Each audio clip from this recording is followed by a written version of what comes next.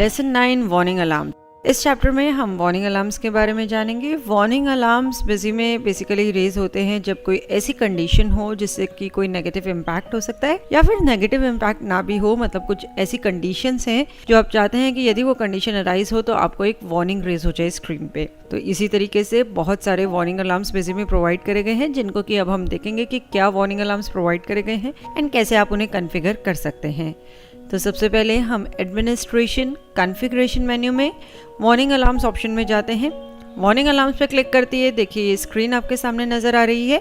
इसमें left hand side पे काफ़ी सारे वार्निंग अलार्म्स दिए हुए हैं एंड राइट हैंड साइड पे 3 ऑप्शंस हैं, no action, warning only and don't allow. No action का मतलब है यदि आप किसी वार्निंग अलार्म को जो लेफ्ट हैंड साइड पे कंडीशन स्पेसिफाइड है उसको नो एक्शन पे सेट करते हैं, कोई एक्शन नहीं लिया जाएगा। इस कंडीशन के अराइज होने पे नॉर्मल आप अपना स्मूथ वर्किंग चलती रहेगी, कोई वार्निंग नहीं आएगी, ना ही आपको कुछ और मैसेज आएगा।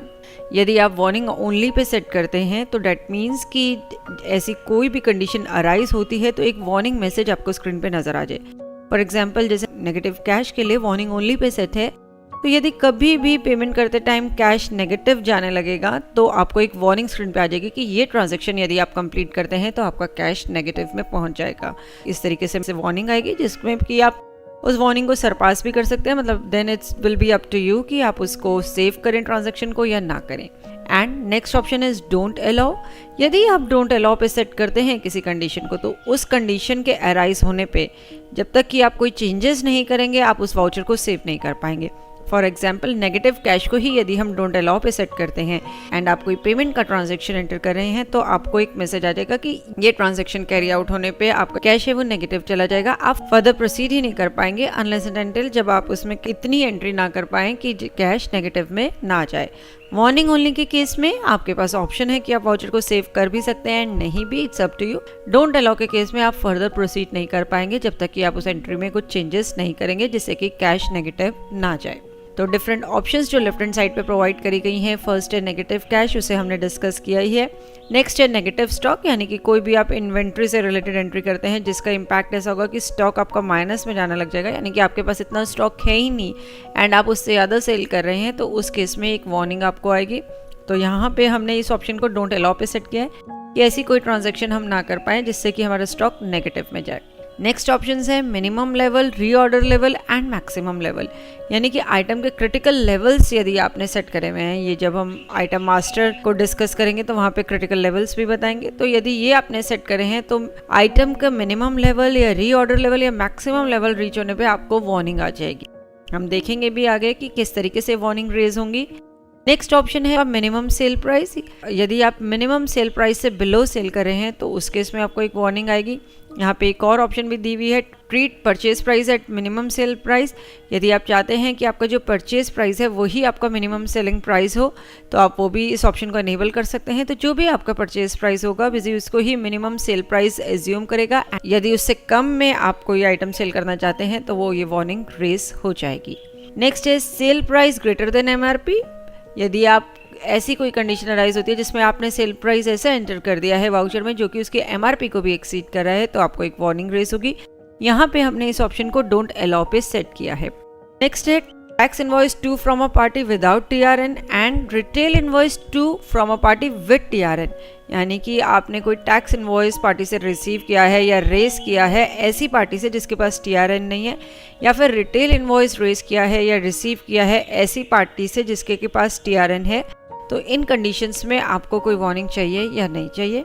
Due bills of party while invoicing, यानी कि पार्टी के जब आप इनवॉइस एंटर कर रहे हैं तो पार्टी के जो भी ड्यू बिल्स हैं यदि वो, तो आपको कोई वार्निंग चाहिए या नहीं। Invalid tax rate in vouchers, यानी कि आपने कोई गलत टैक्स रेट एंटर कर दिया है, जैसे 5% टैक्स रेट पे एंटर करना था, एग्जाम्प्ट में वो एंटर हो गया, इस तरीके से। नेक्स्ट ऑप्शन है transactions greater than a specified amount without party pan and transactions greater than a specified amount with cash in 1 day, यानी कि आपने पार्टी का पैन नंबर नहीं है और उसको आपने एक स्पेसिफाइड अमाउंट से ज़्यादा अगर कोई ट्रांजैक्शन कर दिया, उस केस में आपको वार्निंग चाहिए, या फिर कैश की एंट्री 1 डे में एक्सीड कर रही है तो वो आप सेट कर सकते हैं। इन ऑप्शंस को यदि आप वार्निंग ओनली या डोंट अलाउ पे सेट करते हैं तो आप अमाउंट बता सकते हैं। उस अमाउंट से ज़्यादा की यदि आप एंट्री करेंगे, यानी कि एक पार्टी जिसका कि पैन नहीं है और उसको उस अमाउंट से ज़्यादा की आप एंट्री कर रहे हैं तो वार्निंग रेस हो जाएगी। सिमिलरली किसी एक दिन में अमाउंट जो आपने स्पेसिफाई किया है उससे ज़्यादा कैश की एंट्री हो जाती है तो भी आपको एक वार्निंग रेस हो जाएगी। नेक्स्ट यहाँ पे ऑप्शन है warning for negative cash at the time of startup, यानी कि जब आप कंपनी स्टार्ट करते हैं, लॉग इन करते हैं, तो अगर कैश नेगेटिव जा रहा है तो उसी टाइम पे आपको वार्निंग आ जाए। Warning for difference in opening closing trial, यानी कि ओपनिंग क्लोजिंग ट्रायल में यदि कोई डिफरेंस है तो वो भी आपको कंपनी लॉगिन के टाइम पे नजर आ जाए। Warning for back date entry in automatic voucher numbering, यानी कि आपने वाउचर नंबरिंग ऑटोमेटिक पे सेट करी है एंड उसमें कोई बैक डेट एंट्री हुई है तो भी कंपनी लॉगिन के टाइम पे एक वार्निंग आपको अपीयर हो जाए। एंड लास्ट ऑप्शन यहाँ पे है treat don't allow as warning only for super user, यानी कि यदि आप सुपर यूजर से लॉगिन हैं और आपने किसी ऑप्शन को डोंट अलाउ पे सेट किया है तो उसे वार्निंग ओनली ही ट्रीट किया जाए, यानी कि सुपर यूजर के पास ये अथॉरिटी हो कि किसी भी कंडीशन को अगर डोंट अलाउ पे भी सेट किया गया है लेकिन वो उस कंडीशन को सरपास कर पाए, यानी उसके लिए वो ऐसा वार्निंग ओनली ट्रीट हो कि वो उसको येस भी कर सकता है या नो भी कर सकता है। अभी फिलहाल हम इस ऑप्शन को डिसेबल करते हैं, यानी कि सुपर यूजर के लिए भी कंडीशन डोंट अलाउ पे ही सेट होगी। सेव बटन प्रेस करेंगे इस कॉन्फ़िगरेशन को सेव करने के लिए।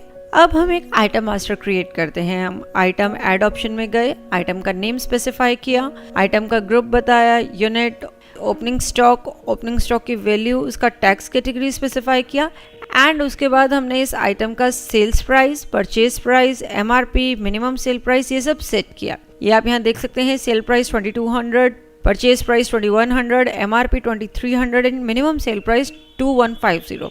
तो वाउचर एंट्री के दौरान हम ये प्राइसेस ध्यान रखेंगे कि यदि ये प्राइसेस में हम ज़्यादा कुछ एंट्री करते हैं या मिनिमम सेल प्राइस से कम की एंट्री करते हैं तो किस तरीके से वार्निंग्स रेस होंगी।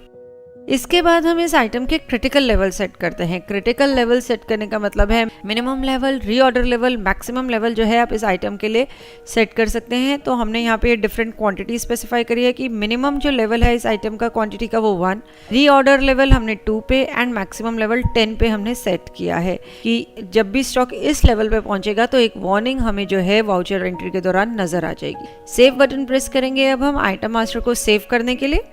अब हम अपने ट्रांजैक्शंस में जाते हैं। सबसे पहले हम एक सेल्स का वाउचर एंटर करते हैं।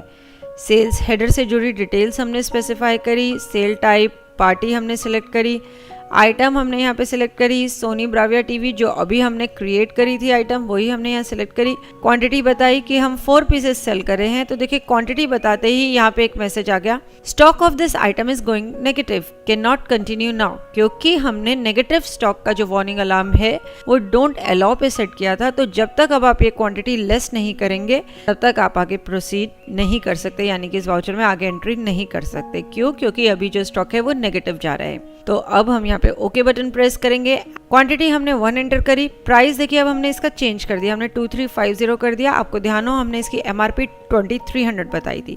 वैट की बिल सैंड्री अप्लाई करी, सेव बटन प्रेस किया एंड ये देखिए बिजी ने मैसेज शो कर दिया कि इसका जो सेल प्राइस है वो एमआरपी को एक्सीड कर रहा है, तो आप प्रोसीड नहीं कर सकते क्योंकि इस ऑप्शन को भी हमने डोंट अलाउ पे सेट किया था। अब हमने इसका सेल प्राइस चेंज किया, मॉडिफाई किया एंड देन वाउचर को सेव किया। इसने वाउचर को प्रिंट करने के लिए पूछा, फिलहाल हमने इसे नो कर दिया। अब हम अगेन वार्निंग अलार्म की कॉन्फ़िगरेशन में जाते हैं। तो हम कॉन्फ़िगरेशन वार्निंग अलार्म्स ऑप्शन में गए। अब treat don't allow as warning only for super user option को हम एनेबल करते हैं, यानी कि सुपर यूजर के केस में जो डोंट अलाउ है नेगेटिव स्टॉक या फिर sale price greater than MRP वो वार्निंग ओनली की तरह ही ट्रीट किया जाएगा। तो सेव बटन प्रेस करेंगे इस कॉन्फ़िगरेशन को सेव करने के लिए। करंटली फिलहाल जो हम ये काम कर रहे हैं ये हम सुपर यूजर से ही लॉग्ड इन है, किसी और यूजर से लॉग्ड इन नहीं है। तो हमने इस ऑप्शन को treat don't allow as warning only for super user को एनेबल करके इस कॉन्फ़िगरेशन को सेव कर दिया। अब हम सेल्स का वाउचर अगेन एंटर करते हैं। सेल्स हेडर से जुड़ी डिटेल्स हमने बताई, आइटम हमने सिलेक्ट करी, सोनी ब्राविया एलईडी टीवी जो हमने अभी क्रिएट ही करी थी। इस आइटम को सिलेक्ट करते हैं, हमने इसकी क्वांटिटी बताई 3 एंड ये देखिए मैसेज आ गया कि stock is going negative, would you like to continue. तो येस या नो का यहाँ पे आपके पास ऑप्शन है कि आप इस वाउचर को स्टॉक नेगेटिव होने के बावजूद भी सेव कर सकते हैं, बिकॉज ये जो मैसेज आया है ये सिर्फ एक वार्निंग ओनली के पर्पज से आया है, डोंट अलाउ नहीं है, क्योंकि हमने इस ऑप्शन को एनेबल किया है वार्निंग अलार्म्स में। तो इट्स अप टू यू, आप इसे नो भी कर सकते हैं, येस भी कर सकते हैं। हमने नो बटन प्रेस किया, क्वांटिटी रिड्यूस करी, वैट की बिल सन्ड्री अप्लाई करी, वाउचर सेव किया एंड ये बिजी ने मैसेज शो कर दिया कि ये जो आइटम है बिलो इट्स रीऑर्डर लेवल जा रही है, इसका रीऑर्डर लेवल हमने 2 पे सेट किया था, would you like to continue. हमने येस बटन प्रेस कर दिया, अगेन येस बटन प्रेस किया इस वाउचर को सेव करने के लिए। अब हम एक पेमेंट का वाउचर एंटर करते हैं।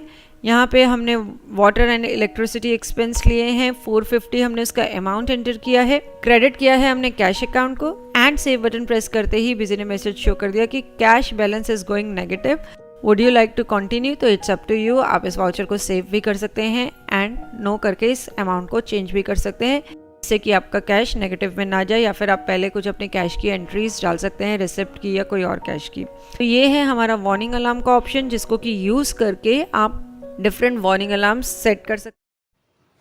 Subscribe to our channel and hit the bell icon for daily updates. And don't forget to like, comment and share.